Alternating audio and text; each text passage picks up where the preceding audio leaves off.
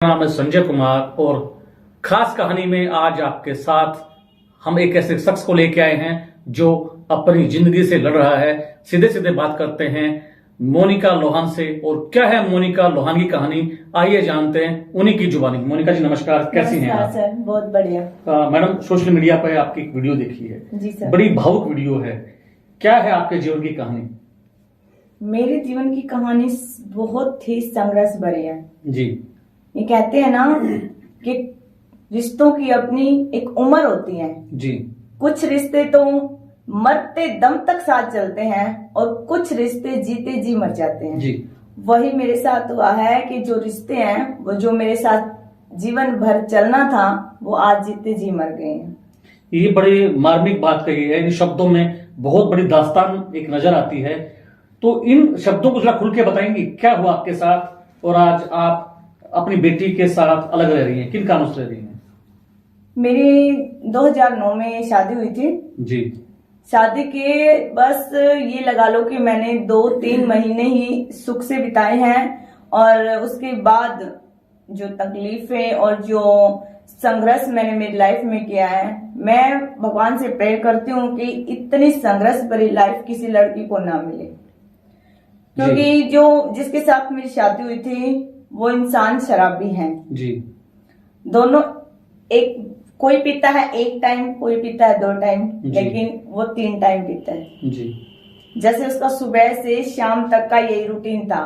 लेकिन उसके बाद भी मैंने सोचा था कि भाई चलो कोई नहीं, घर वालों ने जो तेरे लिए देखा अच्छा ही देखा है। और मैं उसके साथ 1 दिन बिताया, 2 दिन गुजर गए, यही सोच के मतलब हर रात को यही सोच के मैं सोती थी कि शायद कल वाला आने वाला दिन मेरे लिए अच्छा होगा। जी।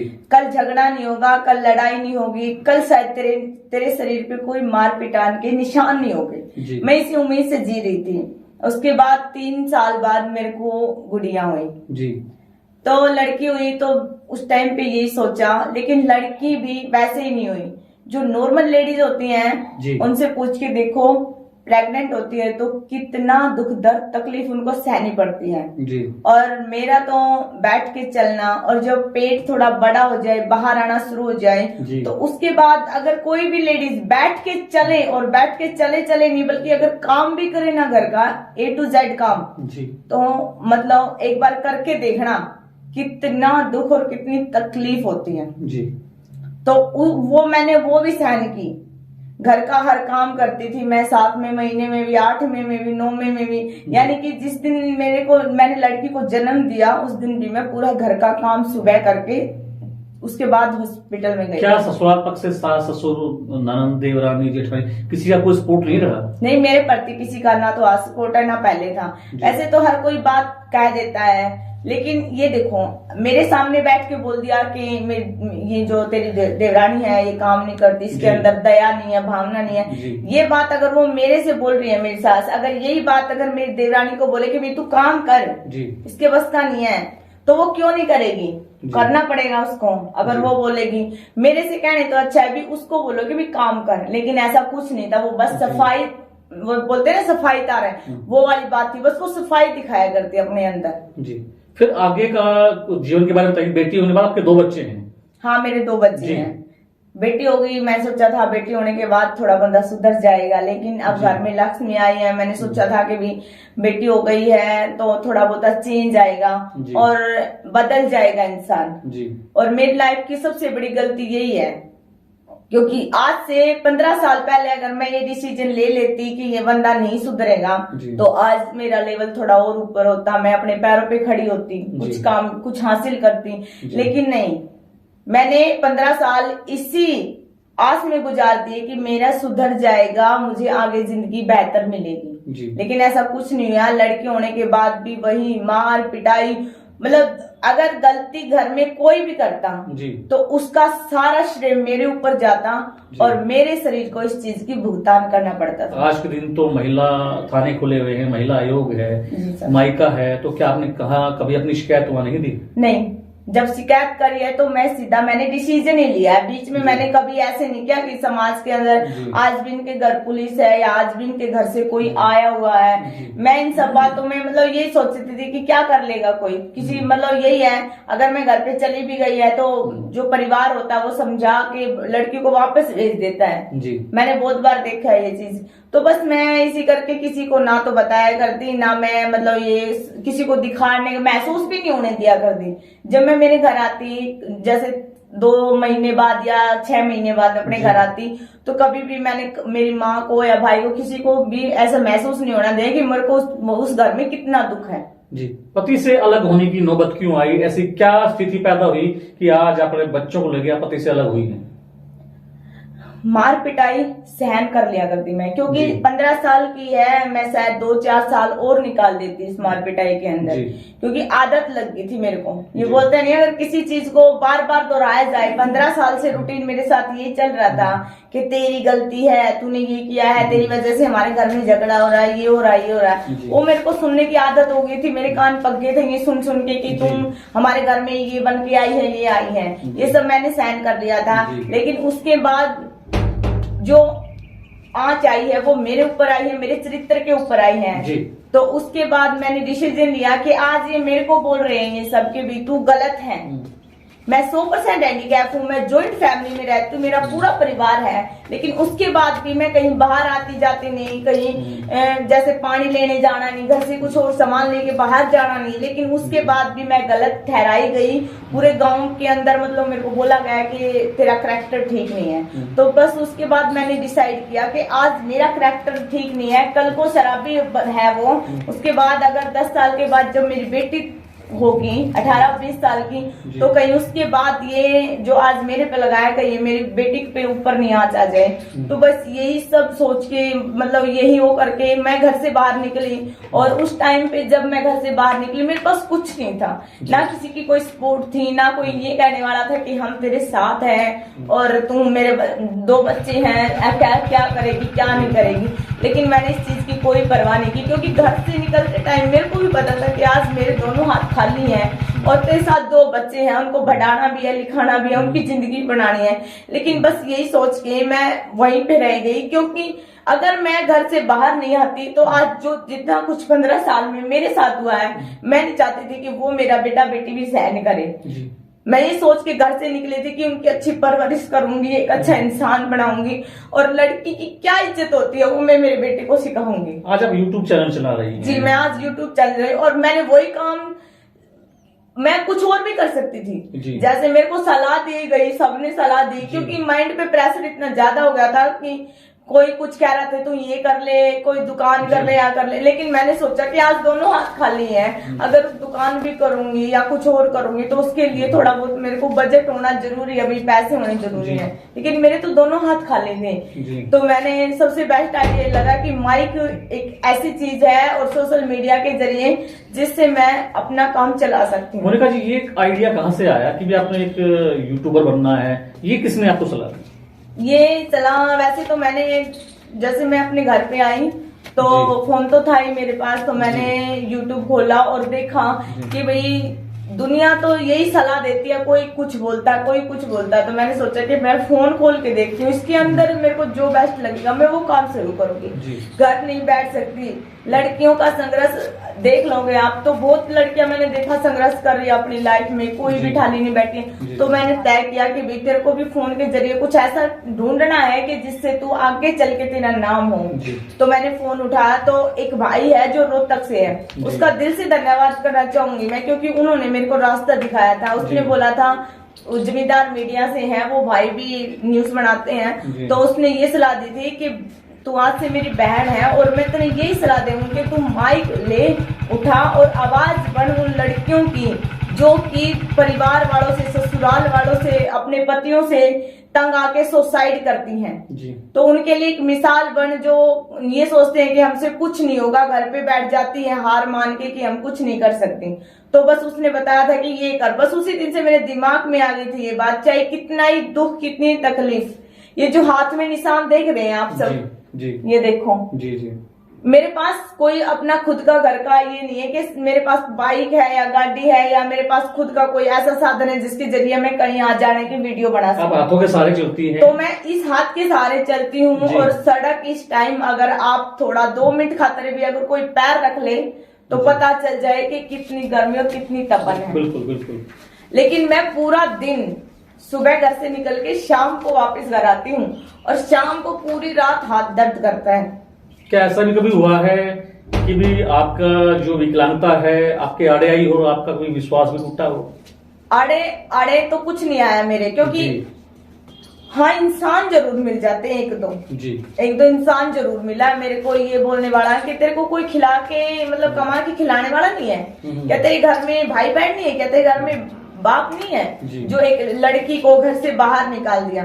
अरे मैं उनसे पूछना चाहती हूँ, घर में भाई बहन है लेकिन उनकी खुद की भी तो लाइफ है, उनकी खुद की भी है। अगर आज भाई साथ दे रहा, आज बहन को या कल माँ साथ दे रही है, क्या पता माँ में और भाई में भी ऐसी कोई मजबूरी पड़ जाए वो मेरा साथ ना दे पाए, तो मैं तब उस टाइम पे तो मैं कहीं जाने की नहीं रहूंगी। तो आज इसे मैं अगर अपना स्टैंड खुद का बनाऊंगी तो आगे चल के किसी चीज की मेरे को फेस नहीं करना पड़ेगा, किसी परेशानी को कि भी आज मेरे पास नहीं है ये चीज। दुख तकलीफ तो बहुत आई है, कहीं पे रिपोर्टिंग करने जाओ तब पता लगता है घर से बाहर। रिपोर्टिंग का एक ऐसा फील्ड है जहाँ भीड़ में खड़े होकर कवरेज करनी पड़ती है, सब कुछ करना पड़ता है। हम जैसों के भी पंजे उखड़ जाते हैं, हम कहें तो हम पंजे दोनों पंजों खड़े हो जाते हैं खबर बनाते समय, तो आपको दिक्कत काफी आती होगी, तो कैसे मैनेज करती हैं अपने? बहुत दिक्कत आती है, बहुत। कभी कभी तो भीड़ के अंदर पैर, किसी का पैर हाथ पे टिक जाता है, किसी का पैर मेरे पैर पे टिक, लेकिन यही सोचना है कि मेरे को करना है, ये तो कुछ भी नहीं है। अगर मेरी 15 साल की तकलीफ मैं एक साइड रख के देखूं और ये वाली तकलीफ देखूं तो 1% भी नहीं है, ये तकलीफ तो कुछ भी नहीं है। सबसे पहले इंटरव्यू किसका लिया आपने? सबसे पहले अजय गिल कुराड़ जी। और क्या एजिटेशन थी कैमरे पे जब आप गए? कैमरा कौन चलाता है आपका? मैं कैमरा कोई नहीं चलाता, जैसे कहीं पे जाती हूँ अगर वहां पे कोई है तो उससे बोलती हूँ कि भाई 2 मिनट के लिए मेरा कैमरा पकड़ ले, तो वही पकड़ लेते हैं। स्टार्टिंग में बहुत घबराहट थी, फर्स्ट टाइम जब उसने इंटरव्यू लिया तो ये भी नहीं पता था कि भी कैमरे में आवाज, माइक में आवाज आ रही है नहीं आ रही है। बिना आवाज के, माइक कैच नहीं कर रहा था आवाज को, वैसे इंटरव्यू ले लिया मैंने उसका, क्योंकि पता नहीं था कि आवाज आ रही है नहीं आ रही है। तो घर आके चेक किया, वहां पे तो मैंने चेक भी नहीं किया कि इसके अंदर आवाज नहीं है। तो घर आने के बाद चेक किया तो देखा कि ओ यार ये क्या हो गया, ये तो ट्रैफिक की आवाज तो ज्यादा आ रही थी और अजय की आवाज बिल्कुल भी नहीं आ रही थी। तो बहुत ज्यादा अफसोस हुआ कि मैं इतनी दूर गई, कैथल गई, वापस आई और इतना टाइम लगा एक दिन, उससे भी कुछ सीखने को मिला था। मतलब गलतियों से हम सीखते हैं। हाँ, गलतियों से सीखते हैं। कौन से भी नामचीन चेहरे हैं जिनका मोनिका इंटरव्यू ले चुकी है? अजय गिल कुराड़ से स्टार्ट किया था और मतलब लगभग 10 से 15 हैं जो मैं इंटरव्यू ले चुकी हूँ। जैसे सोनिया है, कैथल से डॉक्टर है, जैसे ये है भाई है, मतलब एक वो है जूही से है, वो जो सीरियल वो नाटक तैयार करते हैं, वो आंटी उनका नाम मैं भूल गई यार, है नहीं वो रोशनी खान जी। जूही कितनी दूर है यहाँ से? जी। रोशनी खान के पास भी गई थी मैं जूही जी। मतलब वो बहुत जगह है, एक यहाँ पे है भिवाड़ी में भी है, एक भाई है कौन सा यार याद नहीं है, मतलब बहुत जगह होगी। और न्यूज भी काफी जगह, कभी रोहतक, कभी भिवाड़ी, कभी हांसी, कहीं पे भी धरना वगैरह कुछ नहीं है, पता चल जाता है कि न्यूज है। सबसे ज्यादा वायरल वीडियो कौन सी हुई है आपकी, जो आपको लगता है कि अब तक सबसे बढ़िया वीडियो है? मेरी अब तक से सबसे ज्यादा वायरल वीडियो हुई है वो उसकी अजय, उसकी क्या बोलते हैं इसको यार मैं भूल गई, ज्योति प्रवीण की। ज्योति प्रवीण का जो मुद्दा था, और उस टाइम वायरल भी क्या हुई है ये देखो। मैं उनके घर गई इंटरव्यू लेने के लिए, उन्होंने मना कर दिया। प्रवीण बोला कि मैं ज्यादा डिस्टर्ब में हूँ और मैंने बोला भी था कि मैं 17 तारीख से पहले किसी को इंटरव्यू नहीं दूंगा, तो आप क्यों आए? तो एक भाई और था मेरे साथ स्टार सुंदर न्यूज से, तो हम दोनों गए थे, तो उसने वीडियो देने से मना कर दिया। थोड़ा दुख हुआ कि भाई यार मना क्यों कर रहे हो भाई, थोड़ा बहुत तो करो, हम इतनी दूर से आए हैं चल के।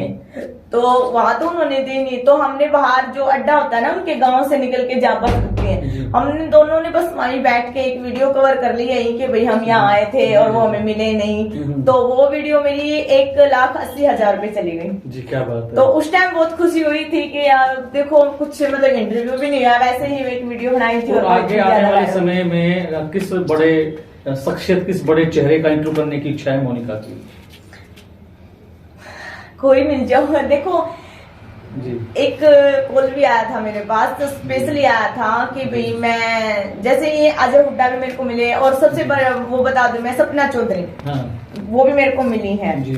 वो यहाँ बामणवास में कार्यक्रम था पिछले दिनों, मासूम शर्मा का है ना? हाँ मासूम शर्मा के यहाँ था, तो वहाँ मेरे को वो मिली थी। जी। बहुत अच्छे से उसने मेरे से बात की, एक फोटो भी लिया, और मैंने बोला था कि इंटरव्यू करना है मैडम आपका, तो उसने मेरे को नंबर भी दिया था, तो कि भाई अगर आपको इंटरव्यू करना है तो आप आ जाना। यानी कि किसी से मैं अगर कुछ बोलूं तो कोई मना नहीं करता है। और एक दिन एक ऐसा लेवल बनाना है कि भाई बड़ी से बड़ी शख्सियत जब खड़ी हो तो घबराना नहीं है, उससे बातचीत करते टाइम मन में कोई संकोच नहीं रखना कि भाई मैं, ये इतने बड़े इंसान है तो इससे कैसे बातें करूं, क्योंकि वो बड़े इंसान जैसे आज हम छोटे, वो हमसे ही उठ के बड़े बड़े हैं। तो घबराना नहीं है आगे, क्योंकि ये काम जब स्टार्ट ही कर दिया है तो इसमें घबराने वाले तो कोई बात नहीं। क्या मैसेज है उन बेटियों के लिए, उन बहनों के लिए, उन लड़कियों के लिए जो ससुराल में पीड़ित हैं ससुराल पक्ष के द्वारा, और उनके लिए क्या मैसेज है मोनिका लोहान का? मैसेज यही है, क्योंकि मैंने ये सोशल मीडिया उन लड़कियों के लिए ही तो चूज किया है जी। बहुत सी वीडियो, सबसे पहले मैंने यूट्यूब पे जाके बहुत सी वीडियो देखी थी कि बेटियां तो मर जाती है लेकिन उसके घर वाले उसके बाद कैमरे के सामने ऐसे रोते हैं, देखा भी नहीं जाता, इतने लाचार नजर आते हैं। एक बेटी को पढ़ाते हैं, लिखाते हैं, पालन पोषण करते हैं, और उसके बाद ससुराल वाले मार देते हैं, लेकिन उसके बाद भी उनका कुछ नहीं होता जी। तो अगर मरने से अच्छा अगर हम कुछ कर दिखाएं तो अपने माँ बाप का नाम रोशन करेंगे, और एक मिसाल भी बन के दिखाएंगे कि आज इस लड़की ने इतनी कामयाबी हासिल करी है। वैसे तो लड़कियां हर फील्ड में लड़कों से आगे हैं, लेकिन ये जो कमजोर होती हैं थोड़ी बहुत ही, क्योंकि देखो हर लड़की में दिल नहीं होता और इतनी दिलेरी नहीं होती कि वो हर किसी का सामना कर सके, लेकिन मजबूत बनना पड़ता है। और परिस्थितियां कुछ लाइफ में ऐसे आती है कि लड़की को मजबूर बनने पे मजबूर भी कर देती हैं, क्योंकि बढ़ना पड़ता है उसको, कुछ ऐसे फेस करना पड़ता है उसको, इतनी तकलीफें कि वो अंदर से कमजोर लड़की भी बहुत स्ट्रॉन्ग नजर आती है। शुक्रिया। ये थी हमारे साथ मोनिका लोहान जो यूट्यूब चैनल चलाती हैं, और आज ये पांव से 100% यानी कि 100% विकलांग है, लेकिन दिमाग से विकलांग नहीं है। और हमारी उम्मीद है इनको अब एक ऐसी चीज की आवश्यकता है, अगर कोई सामाजिक कार्यकर्ता या सरकार इनको एक इलेक्ट्रिक बाइक स्कूटी की व्यवस्था करा दे तो ये अपना जीवन को दौड़ाने में बड़ी खुद को सफल मानेंगी। स्टार्टिंग में तो मैंने हर किसी से रिक्वेस्ट की थी इस चीज की कि भाई मेरे को तकलीफ हो रही है। स्टार्टिंग में लगा था कि बाहर आ जाने में, लेकिन अब मेरी 2-3 जगह से उम्मीद टूट गई, क्योंकि उन्होंने मेरे को भरोसा दिलाया कि हम तेरे लिए ये चीज ये करेंगे, आपको स्कूटी दिलाएंगे, हम पे भरोसा रख। उन्होंने नंबर भी लिया, फोन लिया, लेकिन घर आने के बाद वो बदल जाते हैं। जी जी। घर आने के बाद जब मैं उनके पास फोन करती हूँ कि सर आपने ये कहा था मेरे को, बोलते हैं अभी टाइम नहीं है, या फिर उसके बाद वो फोन कॉल उठाना बंद करते हैं। वाई लूटने के लिए ही घोषणाएं कर देते हैं। क्यों करते हैं? क्योंकि कहीं भीड़ होती है, कहीं महापंचायत होती है, उनके अंदर बैठे हैं जो नीचे लोग, वो बोल देते हैं कि हमारे हाथ में है, हम करवा देंगे सब, टेंशन मत लो। उस टाइम तो मेरे को भी अंदर से खुशी होती है कि हाँ भाई ये तेरा काम जरूर करवा देगा, इंसानियत जिंदा है, लेकिन उसके बाद सब फ्रॉड निकलता है। तो मैंने तो उम्मीद ही छोड़ दिया है कि अगर कोई मेरी इस चीज में भी हेल्प कर सकता है। उम्मीद पर दुनिया कायम है। अगली कड़ी में किसी और व्यक्ति से, किसी और शख्स से आपको मिलाएंगे, तब तक बने रहिए हरियाणा बुलेटिन न्यूज के साथ। धन्यवाद।